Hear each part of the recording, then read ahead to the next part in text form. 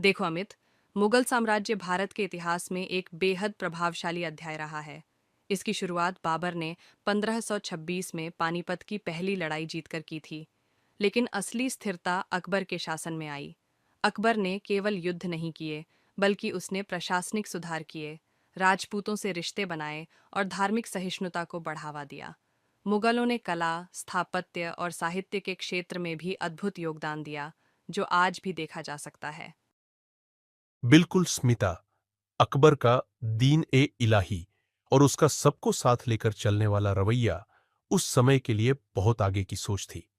लेकिन मुगल सिर्फ सांस्कृतिक विकास के लिए नहीं जाने जाते। उन्होंने प्रशासनिक ढांचे में भी बहुत काम किया, जैसे जब्ती प्रणाली और मनसबदारी व्यवस्था। हाँ, औरंगजेब के दौर में धार्मिक कट्टरता ज्यादा हो गई, जिसने साम्राज्य को धीरे धीरे अंदर से कमजोर कर दिया।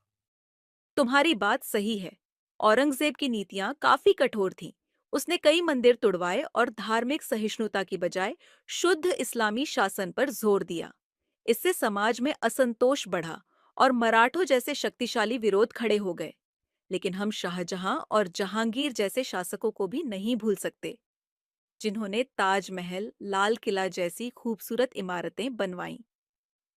इनकी कला आज भी भारत की सांस्कृतिक पहचान है। हाँ, स्थापत्य और चित्रकला में मुगल युग स्वर्णिम था। लेकिन आर्थिक दृष्टि से देखा जाए तो शाहजहां और औरंगजेब के समय युद्धों और निर्माण कार्यों पर इतना खर्च हुआ कि खजाना खाली होने लगा। उत्तराधिकार के झगड़ों और अंग्रेजों की कूटनीति ने मुगल साम्राज्य को और कमजोर कर दिया। 1857 की क्रांति के बाद जब बहादुर शाह जफर को रंगून भेजा गया, तब एक युग का अंत हो गया।